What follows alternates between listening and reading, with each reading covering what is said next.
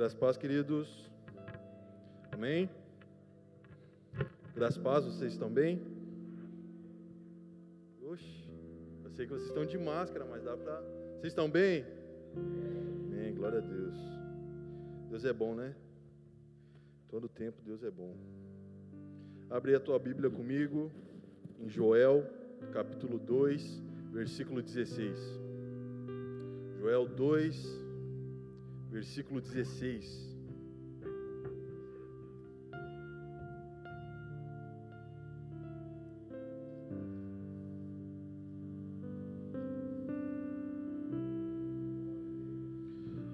Amém? Vamos ler então. Reúnam e consagrem todo o povo, os anciãos, as crianças e até os bebês. Chamem o noivo do seu aposento e a noiva do seu quarto. Que os sacerdotes que servem na presença do Senhor chorem. Eu vou falar de novo. Que os sacerdotes que servem na presença do Senhor chorem entre o pórtico do templo e o altar. Que façam esta oração: poupa teu povo, Senhor. Não permitas que a nação que pertence a ti se torne objeto de zombaria. Não deixes que seja motivo de piada para as nações que dizem: onde está o teu Deus? Esses dias, Deus tem me levado a ministrar a palavra de algumas formas, e hoje vai ser de uma maneira profética, escatológica e evangelística. Ismael, explica essas palavras que eu não entendo. Profética, apontando para aquilo que Deus falou no passado, para falar no presente e para apontar o futuro. Escatológica, fim dos tempos, volta de Cristo. Você está preparado para isso? E evangelística, falando acerca do amor de Cristo. Amém? Vocês conseguiram entender? Estão comigo aí? Amém? Nós precisamos ser chamados, despertados, trazidos para fora das nossas recâmaras. Nós estamos como o povo de Israel. Nós precisamos sair do nosso lugar de descanso, meu irmão. Esses dias não são dias de descanso. Esses dias são dias de buscarmos a presença de Deus. Esses dias não são dias de buscar prazer, mas sim a presença. E hoje eu quero falar sobre isso. Prazer ou a presença de Deus? Nós precisamos urgentemente sair do nosso quarto. Por que ele fala do noivo e a noiva? Por que Deus aponta para Joel dizendo: chame até mesmo o noivo e a noiva que estão no momento de núpcias, chame eles para fora, que eles abandonem esse momento de prazer momentâneo e venham e se arrependam perante mim, para que eu venha e cure o povo, para que eu venha e sare o povo, para que eu venha e não deixe que a vergonha tome conta do povo de Israel. Ismael, em tempos difíceis você vai trazer uma palavra exortativa? Sim, irmão. Exortativa, profética, escatológica e evangelística. Nós precisamos acordar aqui, todos que estão aqui são da casa, muitos que estão assistindo também. Mais de 90% das pessoas que estão participando deste culto são cristãs, são evangélicas. Não é tempo mais da gente ficar passando a mãozinha na cabeça de crente, irmão. Uma pesquisa global foi feita, que em torno de 60% dos crentes não retornaram para suas igrejas locais depois da liberação dos cultos. 60%, irmão. Sabe o que eles começaram? Qual que foi a desculpa para não participar da igreja local? Começaram a culpar a Deus por causa da pandemia, começaram a culpar a Deus por causa da crise, começaram a culpar a Deus de um monte de coisa que estava acontecendo.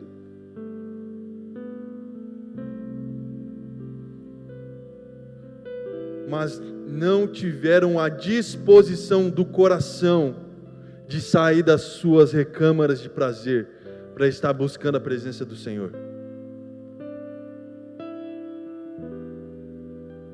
Falava num vídeo esses dias, essa semana ainda. E se Deus, preste atenção nisso, e se Deus nos tratasse da mesma forma a qual nós tratamos Ele, isso não nos assusta, meus irmãos?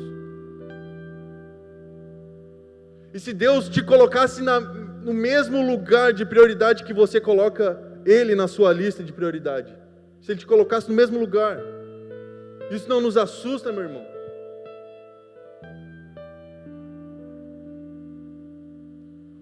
O brasileiro, foi feita uma pesquisa ano passado ano retrasado, não foi ano passado, foi ano retrasado, 2019, o brasileiro perdia, antes da pandemia, 9 horas do seu dia na frente da televisão e na frente de qualquer tela conectada à internet. 9 horas. Qual o tempo médio de trabalhar numa empresa? 8.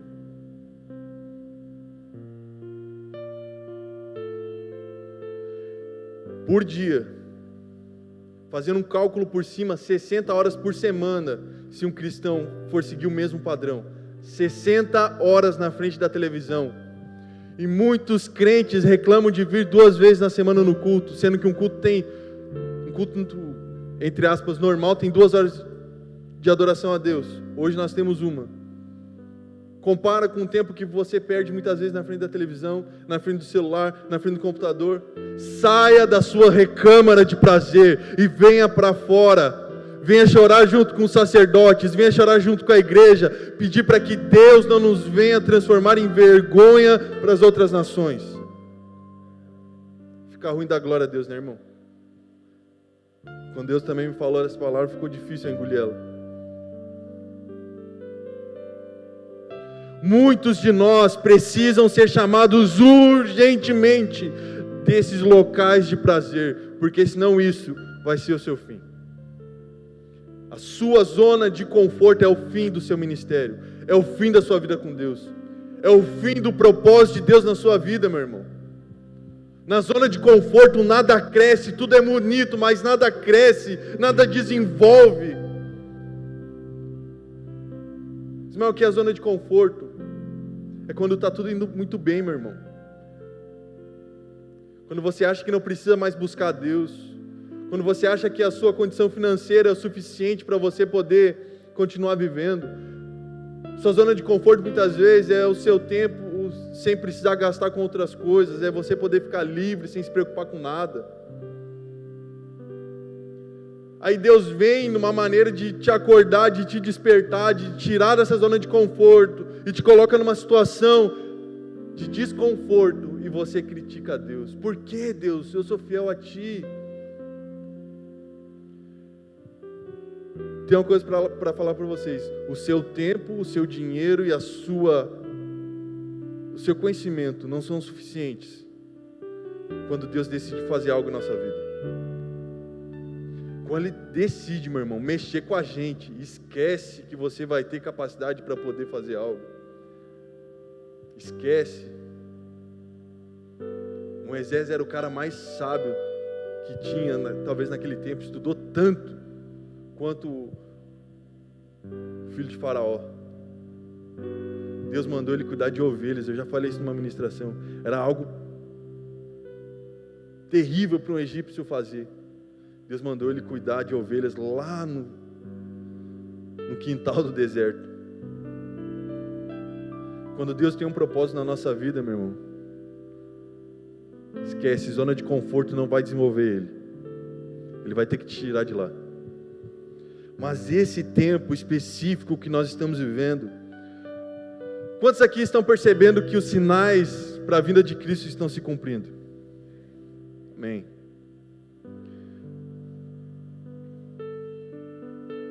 Irmão, não temos mais tempo para perder. Ou é agora ou não é mais. A tendência agora é só piorar. Como assim, Ismael? Dores de parto. As irmãs que tiveram filho talvez saibam explicar melhor do que eu, mas as dores de parto, elas ficam mais fortes num período curto de tempo. As dores vão aumentando cada vez mais e o tempo vai sendo cada vez menor, até que a criança venha a nascer. Assim é comparado à volta de Cristo. As dores vão ser mais intensas, mais fortes, mais constantes, num curto espaço de tempo. Talvez se demorava quase 20, 30, 40 anos para surgir uma pandemia. Agora talvez em 2, 3 anos vai surgir outra. Talvez as guerras eram de 5 em 5 anos, agora vai ser de 1 em 1 ano. Talvez as crises financeiras eram de 5 anos, agora vai ser menos. Você está preparado para a volta de Cristo? Ou você está ainda na sua recâmara de prazer, curtindo as suas noites de núpcias, se deleitando na sua zona de conforto?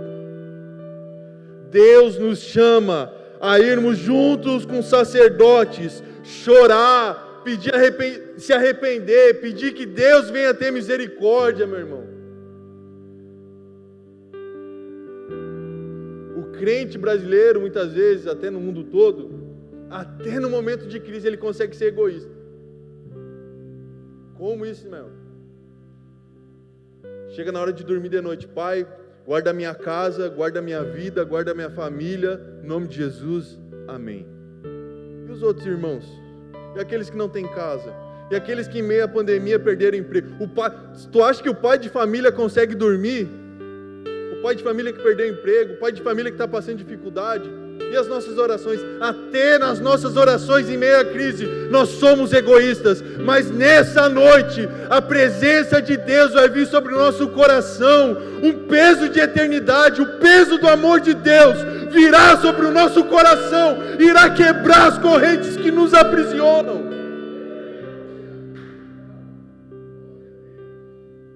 Não é tempo de buscar prazer, não é tempo de buscar sucesso, não é tempo de realizar algo, é tempo de buscarmos a presença de Deus, meu irmão.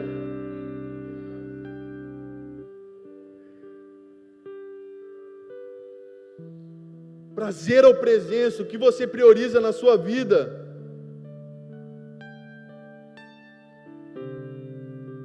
Malaquias 1:10, abre aí comigo a tua Bíblia. Malaquias 1:10.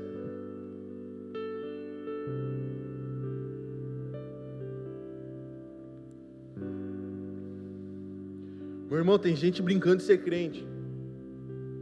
Tem gente brincando de ir à igreja. Mas quando apertar o calo no sapato, quando a coisa ficar feia e não tiver como vir à igreja e pedir socorro para um pastor, para um obreiro, para um amigo, quando você não puder falar de Jesus nem para o seu vizinho, aí você vai dizer: aquele tempo eu poderia estar na igreja, naquele tempo eu poderia falar de Jesus, hoje eu não posso nem cantar, porque se eu cantar eu vou ser preso.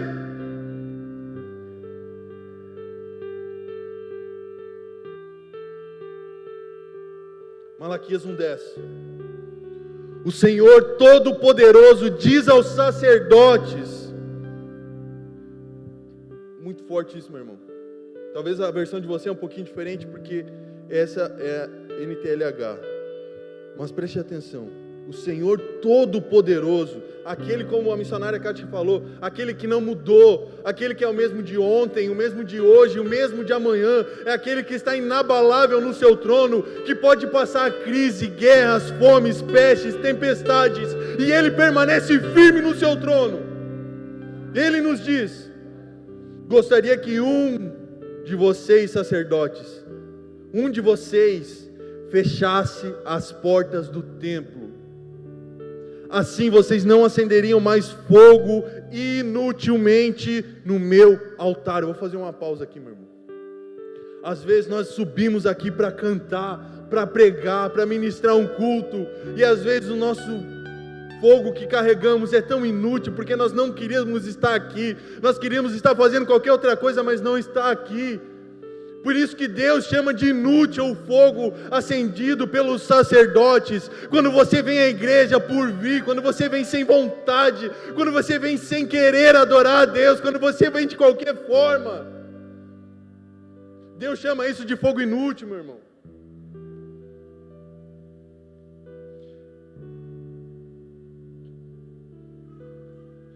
eu não estou satisfeito com vocês. Antes de Deus falou, eu não estou satisfeito com vocês. Deixa eu falar algo. O pastor Drummond Lacerda compartilhou algo esses dias. Essa semana eu vou compartilhar com vocês. O celular foi criado para quem? Nós fomos criados para o celular ou para o celular para nós? A cadeira que você está sentada, você foi criado para ela ou ela para você?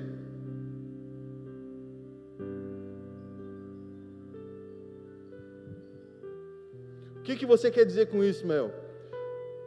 Quero falar isso que Deus acabou de falar para os sacerdotes. Eu não estou satisfeito com vocês. Nós não fomos criados para nós mesmos. Nós fomos criados para agradar a Deus, para servir a Ele. Mas Deus sabe da intenção do meu coração. Meu irmão, teu coração está relaxado. Teu coração está te enganando.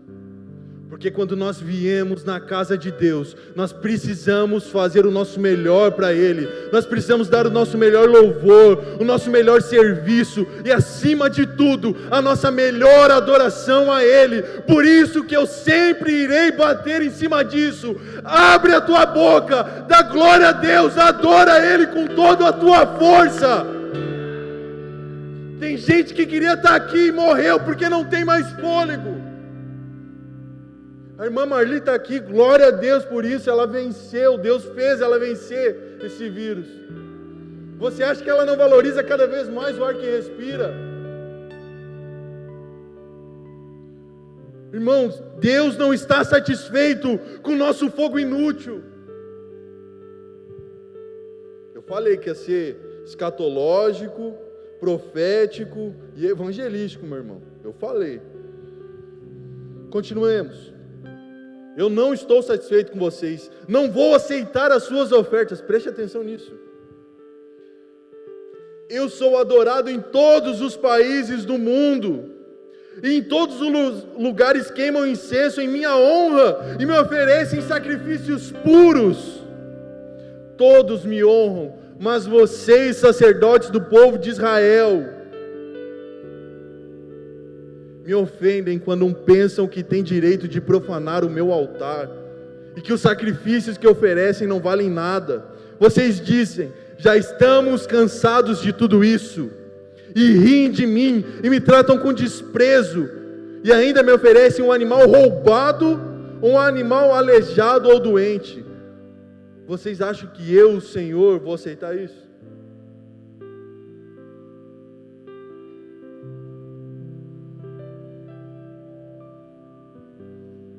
O que você tem oferecido para Deus quando você vai na presença dEle? Não digo nem em relação à igreja, meu irmão. Quando você chega na presença de Deus, você oferece o que para Ele?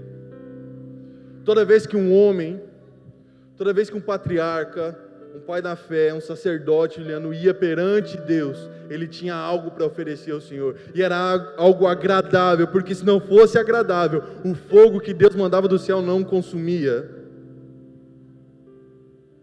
Será que a oferta que você oferece para Deus quando você chega perante Ele tem sido consumida pelo fogo do Senhor? Muitos de nós estamos ocupados buscando prazer, as realizações e os feitos históricos, heróicos. Mas não se esqueça, sem a presença de Deus nós não somos nada. O homem é pó. Isaías fala que quando o hálito, Juliano, do Senhor passa pelo homem, é como se ele fosse uma flor, como se ele fosse uma folha, e logo desaparece. Porque a flor murcha e a erva cai, mas a palavra do Senhor permanece para sempre. Sem a presença do eterno Deus, você não é nada, meu irmão. Você é só um pó, você é só um pouquinho de barro, que pode ser desfeito a qualquer momento. Por isso que nós precisamos buscar a presença de Deus. Por que nós perdemos esse foco? Por que nós perdemos esse anseio pela presença de Deus? Muitas vezes nós viemos à igreja, Juliano, para fazer tudo, menos buscar a presença de Deus. Eu ouvi de um pastor hoje ele falando algo, ele dizendo que parou com tudo na igreja dele, todas as atividades, tudo, Jonas, parou tudo. Círculo de oração, coral, exército, parou tudo. Ele parou com todos os departamentos. Sabe o que ele diz para a igreja? O que nós devemos priorizar aqui não é departamento, não é atividade, não é função, não é isso, não é aquilo, é a presença de Deus. Enquanto a presença de Deus não conduzir essa igreja, nós não vamos mover um dedo para fazer nada. Uma das igrejas que mais cresce no Brasil. Porque o que conduz a igreja não é a capacidade de um homem, mas é a capacidade do Espírito Santo através da presença de Deus.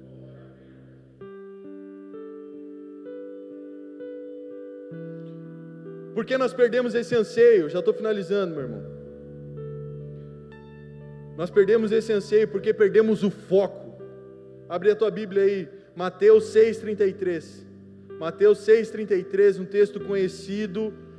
Bom você ler sempre todo o texto para você entender. Mateus 6 fala sobre a ansiedade pelas coisas dessa vida. Mas o 33, ele fecha esse texto, essa passagem, falando sobre isso. Buscai, pois, em primeiro lugar, o meu reino e a minha justiça, e todas as coisas vos serão acrescentadas. Sabe por que nós não buscamos mais a presença de Deus? Porque o nosso foco não está mais no reino dEle e na justiça dEle, mas sim nas demais coisas, que já nos é por direito, porque nós somos filhos de Deus. Nós somos homens e mulheres, jovens e crianças que estão desfocados. Que o nosso foco hoje é nas demais coisas. E Deus fala em Mateus 6, do 25 ao 34, sobre a nossa ansiedade pelas coisas dessa vida. Quando na verdade todo o nosso foco, todo o nosso desejo, todo o nosso ímpeto e força deviam estar em buscar o reino de Deus e a justiça dEle. Segundo ponto, por que nós perdemos o anseio pela presença do Senhor? Porque nós perdemos o amor. Porque temos ficado presos aos nossos pecados de estimação. Mas eu não tenho pecado de estimação. Quem sou eu para apontar algum erro na tua vida? Mas muito provável que você tenha. Todos nós temos algo para ser melhorado, para ser confessado, para nos arrependermos. Abre aí Mateus 24. Mateus 24, versículo 12, muito conhecido também. Nós perdemos o anseio pela presença de Deus porque nós perdemos o amor. E por se multiplicar a iniquidade, o amor se esfriará de quase todos. Aquele, porém, que perseverar até o fim, este será salvo. Vou ler o 12 novamente. Por se multiplicar a iniquidade é acúmulo de pecado, não confesso. O amor de muitos se esfriará. O amor se esfriará de quase todos. Eu creio que aqui tem uma boa parte daquele quase todos, não somos todos nós. Deus vai reacender em nosso coração o primeiro amor nessa noite. Vai haver confissão, vai haver arrependimento nessa noite. Não é pela minha capacidade, não é pela tua capacidade, é pelo poder do Espírito Santo.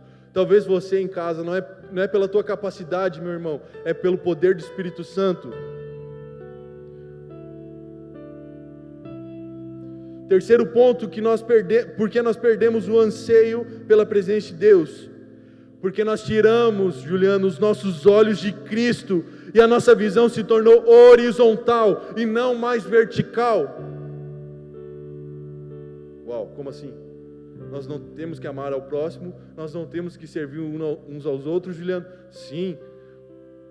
Mas qual é o primeiro grande mandamento? Ama teu Deus de todo o teu coração, de toda a tua alma, de todo o teu entendimento, de todas as tuas forças, acima de qualquer outra coisa. Então, primeira coisa é vertical, não horizontal. Hebreus 12, coloca para mim no telão aí, por favor. Hebreus 12, versículo 2. Nós perdemos a vontade de buscar a presença de Deus por causa disso. Nós desviamos o nosso olhar, olhando para Jesus, autor e consumador da fé, o qual pela felicidade ou pelo gozo que lhe estava proposto, suportou a cruz, desprezando a afronta, e assentou-se à destra do trono de Deus. O 3. Considerai, pois, aquele que suportou tais contradições dos pecadores contra si mesmo, para que não enfraqueçais, desfalecendo os vossos ânimos.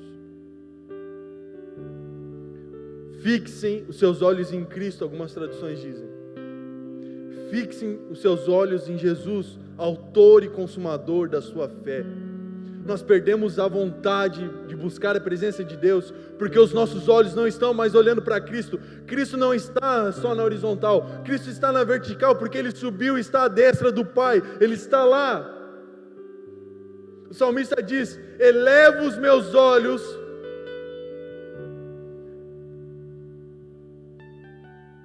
Irmão, nós não buscamos mais a presença de Deus porque nós estamos andando com os nossos olhos para baixo, tristes, ansiosos, angustiados, muitas vezes feridos, olhando só naquilo que está nesse plano natural.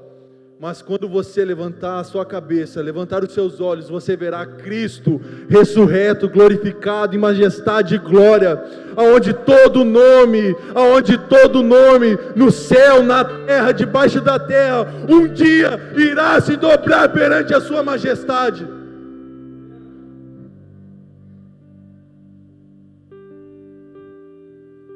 Nós perdemos o anseio pela presença de Deus, pois muitas vezes menosprezamos a busca, o serviço e a comunhão. Salmos 27, 4. Nós não ansiamos mais pela presença de Deus porque nós não queremos mais buscar, nós estamos com preguiça, nós damos vazão ao cansaço, ao prazer, nós não buscamos mais a Deus porque nós não queremos servir aos nossos irmãos, nós não queremos servir a Deus, nós não queremos estar em unidade, comunhão. Mas o salmista nos alerta de algo em Salmos 27, verso 4. Uma coisa pedi ao Senhor e a buscarei, que eu possa morar na casa do Senhor todos os dias da minha vida, para contemplar a formosura do Senhor e inquirir no seu templo. A visão que Davi teve do trono de Deus fez ele desejar estar todos os dias na casa do Senhor, a ponto dele construir, Juliano, uma tenda para colocar a arca, aonde todos do povo de Israel poderiam chegar e adorar a Deus.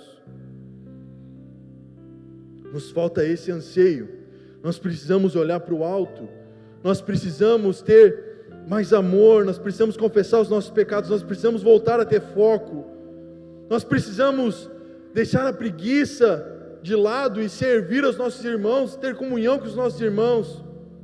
O que você tem feito nesses dias? Se coloque de pé, meu irmão. O que você tem feito nesses dias? Qual tem sido a nossa desculpa para não buscar a Deus? O cansaço? Os compromissos? A ansiedade? A pandemia? Irmão, compara tudo isso com o teu Deus, o Deus que tu serve. O Deus que você serve criou você do pó da terra. O Deus que você serve abriu o mar vermelho, o povo passou com os pés enxutos. O Deus que você serve, meu irmão, ressuscitou um homem ao terceiro dia e ele venceu a morte. O Deus que você serve, meu irmão, faz aquela mulher que é estéril gerar filhos. O Deus que você serve, meu irmão, faz cego ver, surdo ouvir, paralítico andar, perna crescer. O que é essa crise, essa pandemia que nós estamos passando perante isso? Qual tem sido a nossa desculpa para não buscar a Deus? Isaías capítulo 55, versículo 6: Busque o Senhor enquanto podem achá-lo. Invoquem-no agora, enquanto Ele está perto.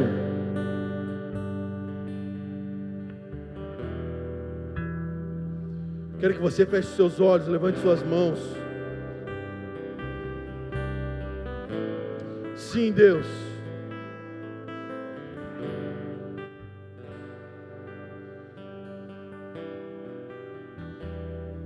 Cria em nós, Pai, um coração puro.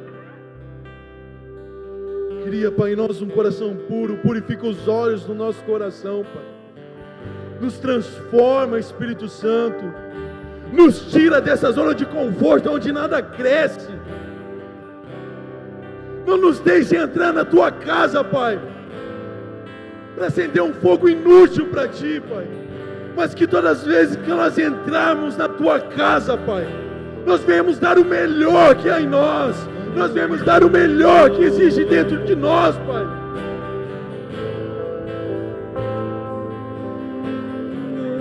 Erga a tua voz, meu irmão. Sei que você está de máscara, mas erga, faça um esforço. Não é para mim, não é para os irmãos que estão em casa, é para Deus. Eu só quero tua presença. Sim, Deus. Hoje não vou te pedir nada, só quero levantar a minha voz pra te dizer